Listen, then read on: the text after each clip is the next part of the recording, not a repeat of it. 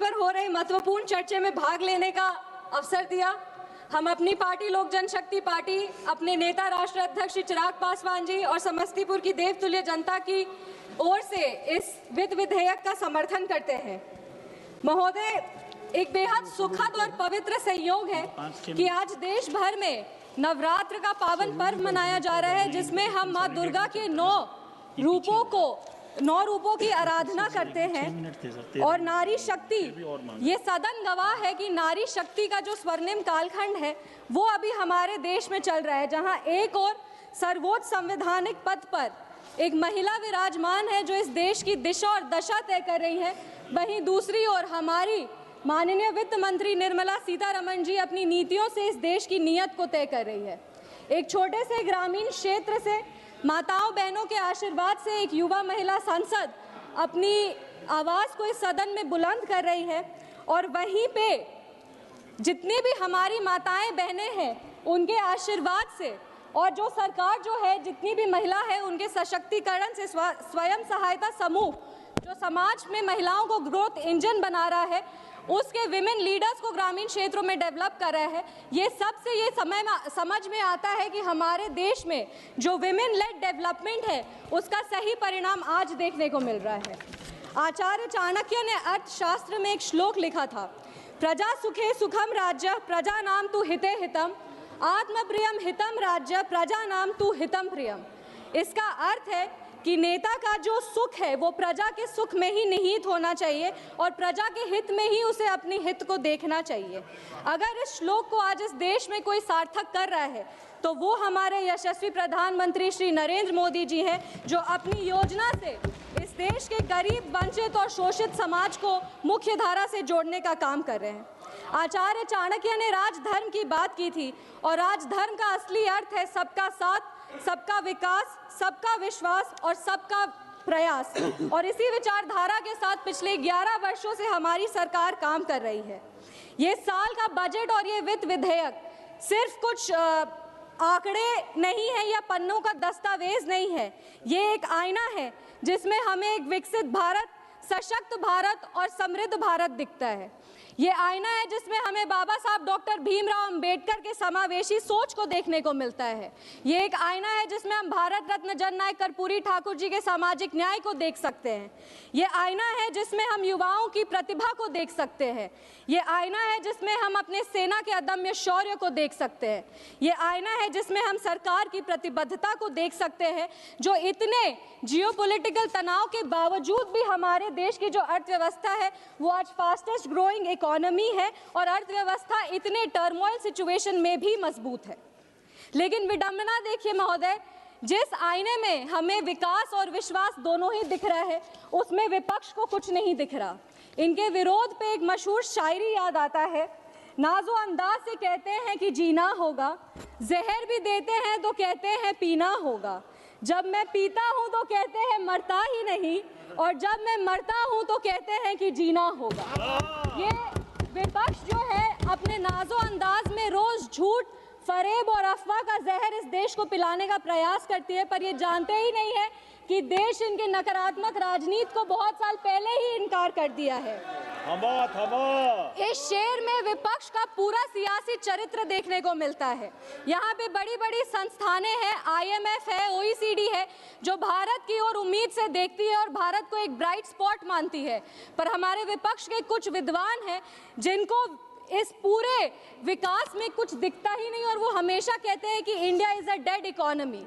मजाक की बात तो ये है सर कि जो खुद इलेक्टोरली डेड हो गए हैं, अब बार बार विपक्ष की बात कर रहे हैं, पूरा विपक्ष तो खाली पड़ा है। अर्थव्यवस्था को क्या डेड कहेंगे? आप इस देश को जब डेड इकोनॉमी कहते हैं तो आप हमारे प्रधानमंत्री का अपमान नहीं करते, आप अपमान करते हैं उस किसान का जो रिकॉर्ड 350 मिलियन टन अनाज उगा रहा है। आप अपमान करते हैं उस श्रमिक का जो आज संसद भवन से लेकर राम मंदिर तक का निर्माण कर रहा है। आप अपमान करते हैं उस वैज्ञानिक का जो चंद्रयान को शिव शक्ति पॉइंट तक पहुंचाया है। आप अपमान करते हैं उस स्टार्टअप फाउंडर का जो दुनिया भर में भारत की डंका बजा रहा है। और हम गर्व से कहते हैं कि under the decisive leadership leadership of our honourable prime minister Shri Narendra Modi ji हम फ्रजाइल 5 इकोनॉमी से टॉप 5 इकोनॉमीज में आ चुके हैं, और ये सिर्फ और सिर्फ इसीलिए संभव हो पाया क्योंकि हमारी नीतियां जो है वो बोल्ड रिफॉर्म्स पर आधारित है, रोबस्ट इंफ्रास्ट्रक्चर पर आधारित है। इसी विकास का प्रमाण है कि हमारा बिहार भी आज आगे बढ़ रहा है। पिछले 11 वर्षों में बिहार में विकास परियोजनाओं के लिए लगभग 14.5 लाख करोड़ रुपए से अधिक की सहायता राशि प्रदान की गई है। यूपीए के कार्यकाल में मात्र 2.5 लाख करोड़ रुपए जो थे 10 साल में मिले थे। ये दिखाता है कि बिहार और बिहारियां कभी इनकी प्राथमिकता थे ही नहीं, वो हमेशा बिहारियों को अपने वोट के लिए इस्तेमाल करते थे। विपक्ष के साथ ही हमेशा एक नए शब्द का जो है उपयोग करते हैं, कहते हैं टैक्स टेररिज्म। और सबसे मजाक की बात यह है कि जिनके समय में टैक्स कलेक्शन सबसे लोएस्ट था और टेररिस्ट अटैक्स अपने चरम पर था, वो टैक्स टेररिज्म के बारे में बात करते हैं। 2012 में सुप्रीम कोर्ट के जजमेंट को पलट करके रेट्रोस्पेक्टिव टैक्सेशन लाना असली टैक्स टेररिज्म था, और इसके बारे में ये कुछ चर्चा ही नहीं करना चाहते। अब हम आते हैं इनके टैक्स सिस्टम की नीतियों पे। 1970-71 में 11 टैक्स स्लैब थे, जब 2 लाख से ऊपर की आय पर टैक्स लगभग 85% थे और 10% का सरचार्ज था, यानी 100 रुपए कमाने वाला मात्र 6.5 रुपए बचाता था। आज जो टैक्स फ्री इनकम है उसका लिमिट बढ़ा करके 12 लाख रुपए कर दिया गया है, जो यूपीए के कार्यकाल से 6 गुना ज्यादा है। 2013-14 में टैक्स फ्री इनकम मात्र 16,667 रुपए थे और 2025 में ये 1 लाख रुपए प्रति माह हो गए हैं। असली रिफॉर्म्स तो ये है कि net direct tax collection financial year 2013-14 में 6,38,596 करोड़ रुपए थे और आज वो बढ़कर 22.5 लाख करोड़ रुपए हो गए हैं, जो 3 गुना ज्यादा है। अगर हम भारत के टैक्स टू जीडीपी रेशियो की बात करें तो आज भारत का टैक्स टू जीडीपी रेशियो 19.6% है, जो दुनिया की बड़ी बड़ी प्रमुख अर्थव्यवस्थाओं के बराबर है। आज भारत का टैक्स सिस्टम टैक्स टेररिज्म के लिए नहीं, ट्रांसपेरेंसी, ट्रस्ट और ट्रांसफॉर्मेशन के लिए जाना जाता है। सर फर्स्ट टाइमर हम लोग को ऐसे ही इतना कम मौका मिलता है, प्लीज सर 2 मिनट में हम कंप्लीट कर देंगे। समय दे दीजिए सर। सर इतना विकास देख के विपक्ष का जो अलायंस है वो भी नहीं टिक पा रहा। बंगाल में तो विकास इतना, हमारी सरकार विकास कर दी गई है कि अलायंस को समझ में नहीं आ रहा करे तो करे क्या।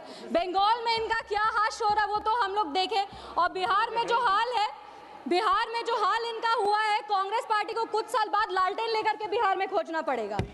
महोदय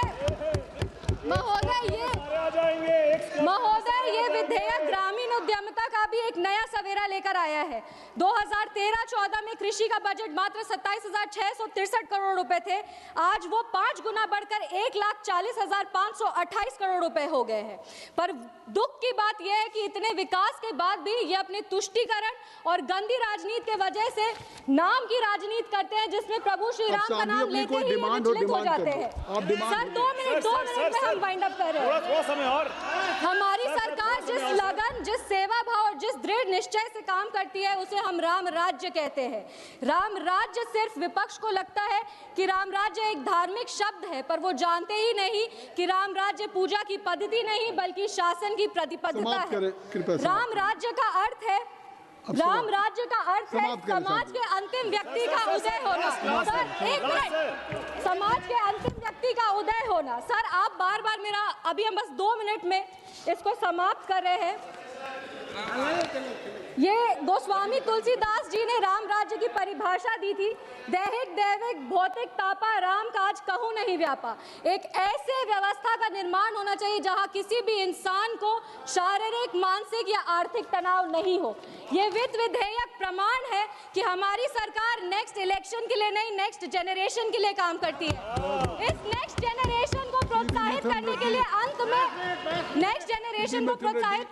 में हम अटल बिहारी वाजपेयी जी की एक कविता पढ़ना चाहेंगे और अपने वाणी को विराम देना चाहेंगे। अटल बिहारी वाजपेयी जी ने कहा था कि भारत कोई जमीन का टुकड़ा नहीं है, ये एक जीता जागता राष्ट्र पुरुष है। ये चंदन की भूमि है, ये अभिनंदन की भूमि है। भारत तड़पन की भूमि है, भारत अर्पण की भूमि है। यहाँ का बूंद बूंद हमारे लिए गंगा है और यहाँ का कंकड़ कंकड़ हमारे लिए शंकर है। हम जिएंगे तो इसी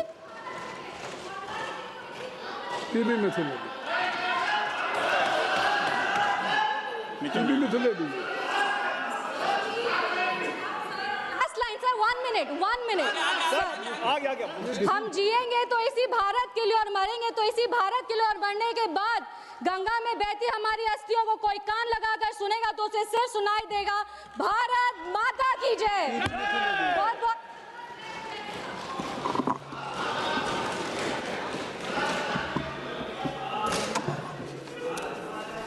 Thank you, sir. First of all, I would like to start with congratulating our Honorable Finance Minister for having presented record number of budgets. Sir, I would like to raise a very important issue today. It's regarding MSMEs. There's a very huge problem for MSMEs in our country. There is a lot of money pending from state governments to small, medium-sized